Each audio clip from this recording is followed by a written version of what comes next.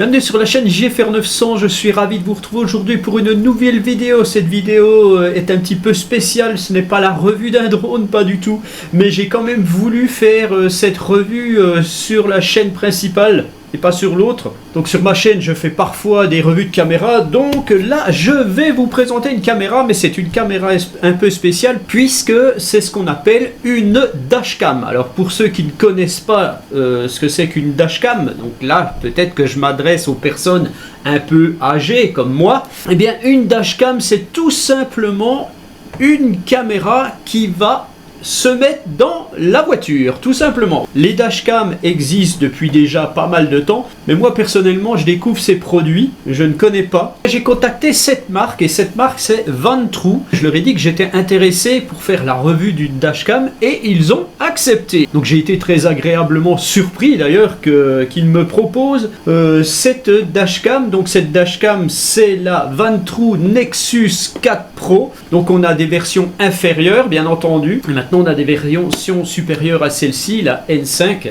Et celle-ci, la Nexus 4 Pro de chez Vantrue, a l'avantage d'avoir 3 caméras. Vous avez une caméra frontale qui va filmer en 4K et vous avez une caméra intérieure qui va filmer en 1080 et une caméra arrière pour filmer l'arrière et qui a une résolution elle aussi de 1080. Connaissant un petit peu tout ce qui est caméra grâce au drone, je pense qu'ils auraient pu mettre une caméra qui filme à l'arrière, peut-être pas en 4K mais au moins en 2.7, même à l'intérieur. Ça serait pas mal. Mais bon, apparemment, les capteurs des caméras sont des capteurs Sony, donc ça devrait être correct. Donc cette caméra est quand même une caméra un peu onéreuse, puisqu'elle vaut 350 €. Donc j'aurai peut-être un code de réduction à vous proposer, et si c'est le cas, je vous le mettrai en lien. Et donc c'est du produit assez haut de gamme, on va dire, et quand on le déballe, on le voit tout de suite. Donc dans la boîte, on retrouve déjà un petit schéma pour le respect du branchement, voilà. Tac. Moi je découvre complètement. Voilà déjà l'élément principal, la caméra frontale. Après, qu'est-ce qu'on trouve ici? On a un autre élément.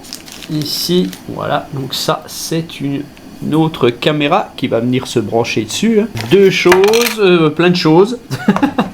Voilà. Donc ça, je vous dirai ce que c'est après.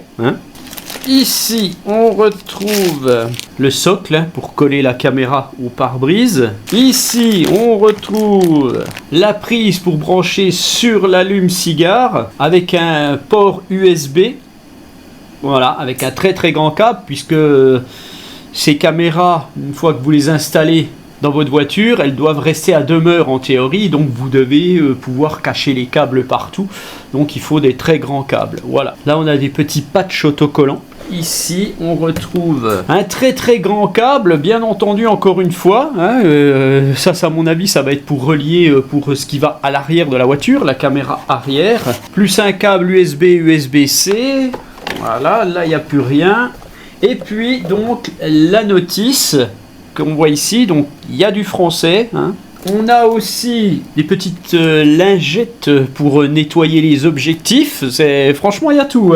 Ces petites choses là, en fait, c'est pour coller sur votre pare-brise et pour coller le module dessus. On a un petit microfibre, décidément. Et puis, on a même ceci. Alors, je suis pas sûr que tout le monde voudra mettre ça sur sa voiture. On en a deux. Donc voilà, vous allez coller ça à l'arrière de votre voiture ou à l'avant. Mais bon, il vaut mieux le mettre à l'arrière, franchement, sur la lunette arrière. C'est un avertissement comme quoi, eh bien, vous avez une dashcam dans la voiture et s'il y a effraction, voilà, la personne sera filmée, tout simplement. Voilà pour le déballage. Donc maintenant, on va découvrir ce produit petit à petit. Donc juste pour vous parler un petit peu de cette Nexus 4 Pro, en fait, donc c'est une caméra qui a 3 objectifs, c'est une dashcam qui a 3 objectifs. Vous avez donc la caméra frontale qui va filmer en 4K, vous avez la caméra intérieure qui est ici, qui va filmer en 1080, et la caméra pour l'arrière qui va filmer en 1080 aussi. Donc c'est une caméra qui est équipée d'un GPS, donc ça c'est très très important. Elle a aussi l'avantage de pouvoir être contrôlée par la voix en parlant. Alors là il y a un petit bémol puisqu'il n'y a pas de français.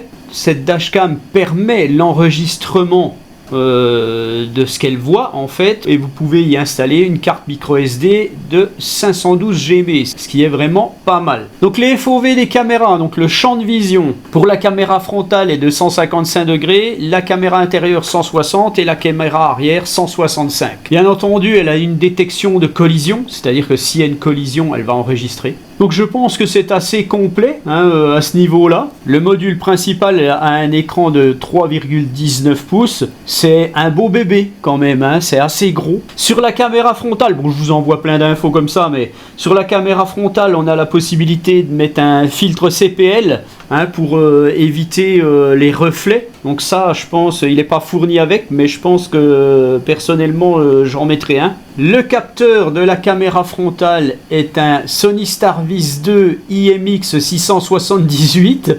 Je le connais pas plus que ça.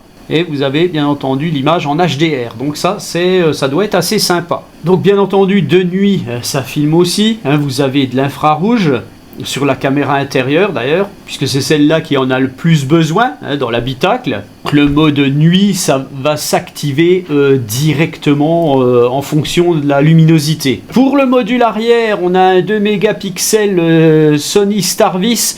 Avec une résolution de 1080.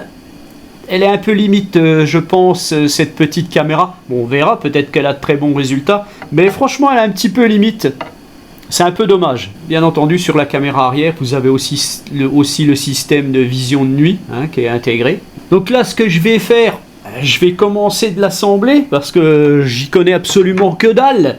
Donc je vais l'assembler. Alors, on a le petit module ici qui va venir se greffer ici. Donc c'est une prise et en fait, c'est magnétique. Quand on le met, tac, voilà. Donc on appuie dessus, on la met en place.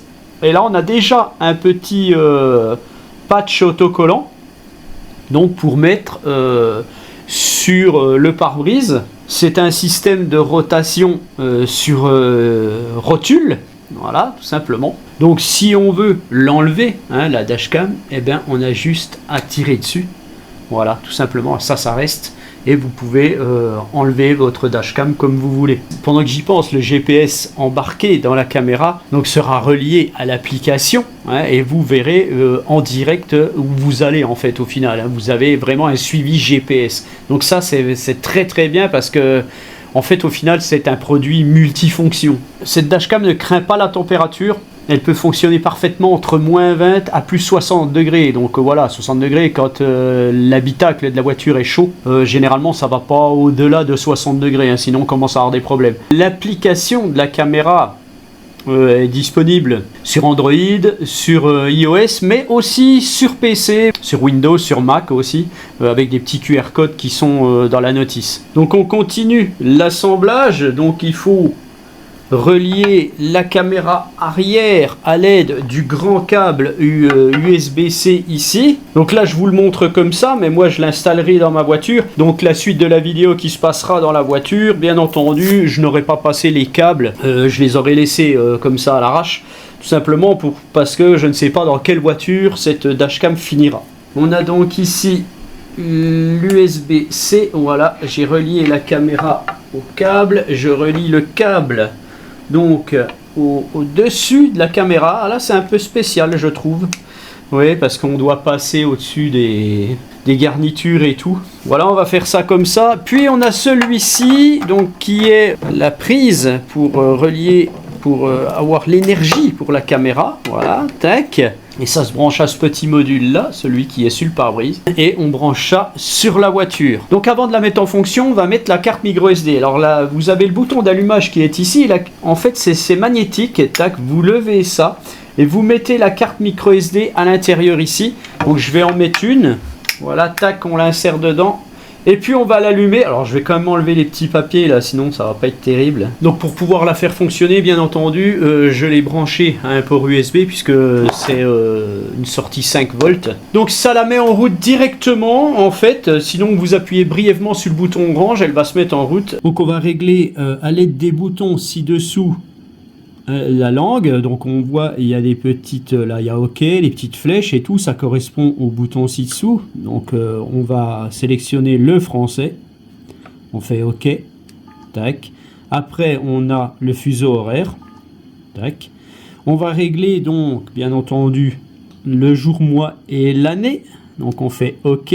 Voilà. Les fréquences, on va laisser comme c'est. On reste en km/h. Voilà, donc vous avez le mode 2,4 GHz ou 5 GHz. Donc en fait, vous avez le choix. Donc ça, c'est pas mal. Moi, je vais laisser en 5G. Formater la carte SD. Oui. Voilà, impeccable. Voilà, donc on voit là les 3 caméras. Hein, donc vous avez la caméra frontale, c'est la caméra principale. Vous avez la caméra qui est sur moi en fait. Hein, voilà, je la bouge. Tac, voilà. Et vous avez la caméra arrière ici. Voilà, là je vous filme mes étagères de drone. Voilà, tac. Je vais la laisser au plafond, tout simplement. Et donc, bien entendu, eh bien, on a toutes les petites fonctions là. Donc, ça va être un petit peu délicat. Donc, je pense que si j'appuie là-dessous, voilà, on a un voyant vert ici. Donc, on est en train d'enregistrer. Donc vous pouvez aussi changer les écrans, hein, bien entendu, avec le deuxième bouton ici. Voilà, là donc j'ai la configuration ici, écran frontal, caméra intérieure, caméra arrière. Je vais donc changer, voilà, là j'ai la caméra intérieure, voilà, je change à chaque fois en fait, tac, là je peux changer, là j'ai la caméra arrière en direct, plus importante que les autres. Ça dépend ce qu'on veut voir, ça dépend ce qu'on veut faire. Et puis on peut avoir un seul visu. Voilà. Tac. Si j'appuie sur le petit micro, donc je vais activer le contrôle par la voix, mais c'est en anglais. Si je fais par exemple take photo, voilà, on a entendu un petit bip et ça a dû prendre une photo. Voilà, bon, ça c'est simplement à titre informatif. Il faudra voir tout le panel de phrases qu'on peut dire en anglais. Voilà, je vais l'enlever. Après, on peut activer le Wi-Fi, donc pour communiquer avec notre app, et c'est ce qu'on va faire après. Là, on voit le GPS. En fait, je suis à 0 km/h. Donc là, si je démarre l'enregistrement, voilà, tout simplement. Hein. Et là, on enregistre les 3 écrans. Et donc, pour visualiser ce qu'on enregistre, je pense qu'on pourra le faire. On pourra visualiser sur l'app, on va voir ça. Sinon, on enlève tout simplement la carte micro SD, on la met sur le PC, on récupère. C'est comme ça le mieux en fait. Hein. Voilà, donc maintenant, on va quand même voir l'application. Donc pour l'application, vous allez retrouver les QR codes à scanner sur le livret. Donc on va voir ça tout de suite. Voilà, donc quand on lance l'application, on nous dit d'activer la fonction Wi-Fi de la dashcam et garder le téléphone à moins de 2 mètres de la caméra. Alors on va activer le Wi-Fi. Donc il y a le petit bouton, vous n'allez pas le voir là, mais le petit bouton Wi-Fi à droite de la caméra, sous la caméra, on active. Donc on nous dit qu'il faut rechercher dans nos paramètres le Wi-Fi. Voilà donc le N4 Pro Ventrue. Tac, je me connecte. Alors bien entendu, le Wi-Fi pour être activé, il faudra peut-être que vous l'activiez dans les paramètres de votre caméra. Je vous montrerai un petit peu après les paramètres de la caméra. Donc on se connecte. Voilà, donc là on nous explique que le mot de passe est 1, 2, 3, 4, 5, 7, 8, c'est pas mal. Et on fait commencer. Donc on a ajouté un appareil. Alors on va faire ajouter un appareil. Donc ça c'est OK. Série Nexus. La 4 Pro. Autorisé. Voilà. Tac. Et voilà, donc on a le retour vidéo et on nous donc sur l'écran de la caméra là actuellement je vois qu'il y a le Wi-Fi activé et tout. Donc pas de problème, hein, ça va fonctionner. Donc là alors on va voir ce qu'on peut faire un petit peu. Là je découvre, on voit que ça enregistre. Si j'arrête, voilà, là j'ai arrêté l'enregistrement. On peut activer le micro ou le désactiver. On peut prendre une photo, voilà, là on peut prendre une photo et ça enregistre directement. On va bien entendu changer les écrans, hein, les caméras, tac, voilà, là je passe directement avec une autre. Donc ça c'est pas mal, le passager à côté de vous, puisque bon, vous savez qu'il est interdit d'utiliser un téléphone, et dangereux d'ailleurs, d'utiliser un téléphone dans la voiture. Il ne faut pas le faire. Donc il vaut mieux que ce soit quelqu'un à côté de vous qui manipule l'application quand vous êtes dans la voiture. Alors ici on doit retrouver, je pense, notre carte SD et tout ce qu'il y a dedans. Alors ça se connecte, je vois sur l'écran de la caméra que je connecte. Voilà, là j'ai enregistré. On voit tout ce que j'ai déjà enregistré. Donc on voit que j'ai enregistré la caméra frontale. Voilà. Si je reviens en arrière, on voit que j'ai enregistré donc la caméra intérieure. Voilà. Et ainsi de suite. Là, on a la caméra derrière. Donc là, bien entendu, voilà, je vous le montre comme ça. Ça sera mieux dans la voiture. Hein. Mais voilà, on a toutes les vidéos enregistrées. Alors, on a même les photos. Hein. J'ai 2-3 photos là. Quand j'ai pris une photo tout de suite, en fait, ça m'a enregistré toutes les photos. Franchement, ça a l'air pas trop mal. Alors, la caméra intérieure, voilà, elle est en noir et blanc. Hein. Alors, on a aussi, je vais enlever ça, on a un paramétrage. On peut paramétrer notre caméra, voilà, on peut synchroniser l'heure du téléphone, les résolutions, on a l'enregistrement soit d'1 minute, soit de 3 minutes, soit de 5 minutes qu'on peut, ou alors on désactive, et là ça enregistre en permanence je pense. On a l'infrarouge LED en auto, hein, voilà, le capteur de collision. On a un mode de confidentialité, bon ça je sais pas trop. On a l'exposition.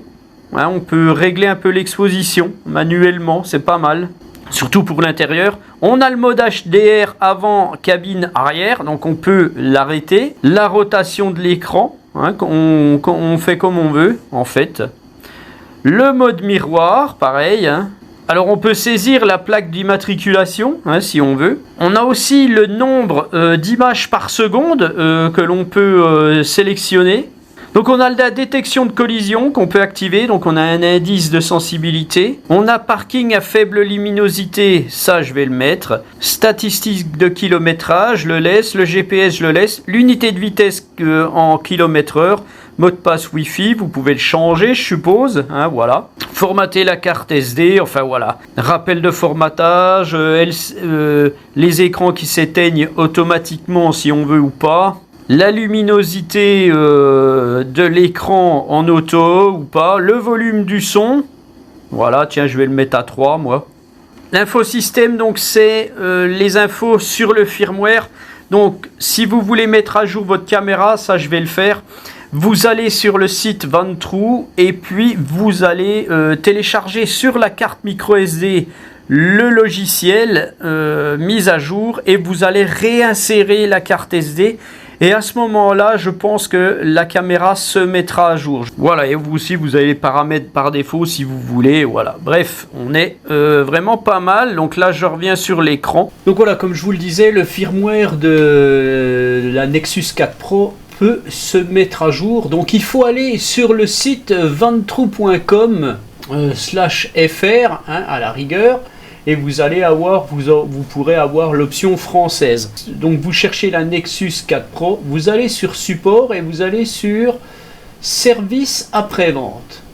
Voilà. Donc vous allez tomber sur des annonces et vous descendez un petit peu et ici on voit que Vantrue N4 Pro firmware update.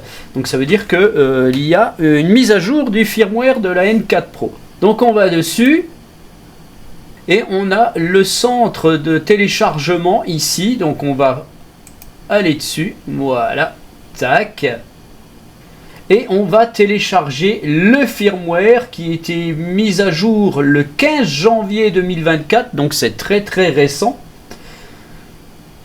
Et on va faire download, voilà, on va downloader, voilà.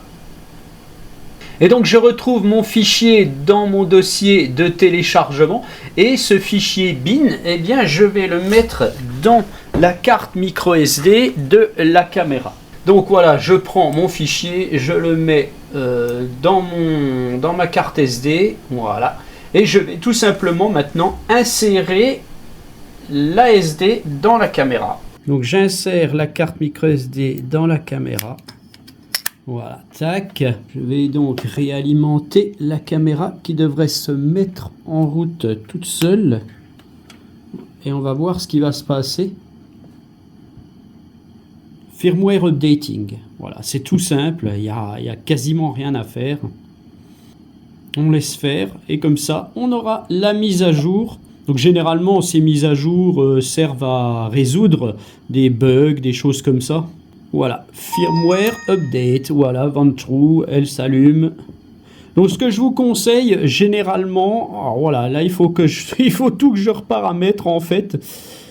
21, 24, 10h35, ouais c'est bon. Formater la carte SD, voilà. Donc comme ça la carte SD est formatée.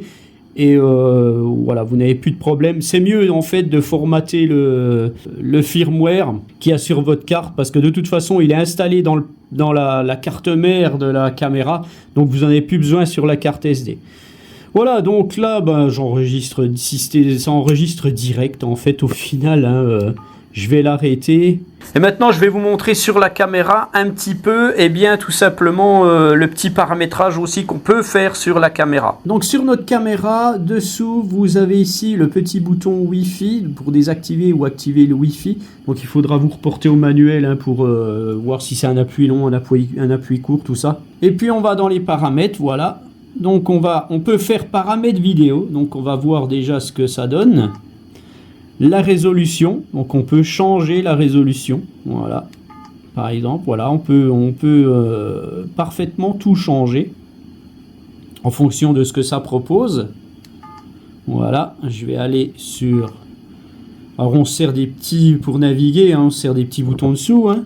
Enregistrement en boucle, donc soit on active ou on désactive. On peut aussi voir l'infrarouge, donc le capteur G. Donc on peut faire exactement ce qu'on a vu tout à l'heure dans l'application. Hein, voilà, tout simplement. Donc là, je vais revenir en arrière maintenant. Ce que je vais faire, on va aller aussi dans les paramètres du système. Voilà, la langue, on peut le Wi-Fi. Donc c'est là que je vous disais, hein, il faut sélectionner le Wi-Fi. Il faut l'activer, hein, voilà, tout simplement. Bon, la commande vocale, vous avez le contenu vocal. Alors, on va aller dessus, contenu vocal. Voilà tout ce que vous pouvez dire en fait. Take photo, video start, turn on audio, turn off audio, turn on screen. Donc c'est de l'anglais, hein, malheureusement. Voilà. C'est dommage, il aurait fallu qu'il y ait l'application en français là-dessus. Ça aurait été sympa. Ok, alors, je reviens en arrière. On peut formater la carte SD, rappel de formatage. Donc, l'heure et la date, la luminosité, enfin voilà, tout ce qu'on a vu tout à l'heure. Tac. Maintenant, on peut aussi visualiser nos fichiers. Vidéo événement, ok. Aucun fichier. Vidéo normale. Voilà, on voit que j'ai mes fichiers ici. Alors, vidéo événement, en fait, c'est l'activation automatique de la caméra en cas de collision. Hein. Pour les photos, eh ben, ça va être pareil. Hein. J'ai mes photos. Alors, bien entendu, je peux les visualiser. Hein. Si je vais dessus, voilà. Hein. C'est pareil pour la vidéo de tout à l'heure. Hein. Je fais OK, voilà. Donc là, c'est une vidéo, bien entendu, ça ne bougeait pas, donc ça n'a aucun intérêt. Mais voilà, enfin, voilà, vous avez tous les fichiers. Voilà, donc maintenant, bah, qu'est-ce qu'il faut faire? Il ne reste plus qu'à aller l'installer dans une voiture et puis voir comment ça filme et voir ce qu'on va pouvoir faire. Bon, je ne vais pas simuler une collision, hein, ou peut-être que je le ferai en tapant sur ma voiture, on verra, je ne sais pas si ça marchera. Allez, on se donne rendez-vous dans la bagnole.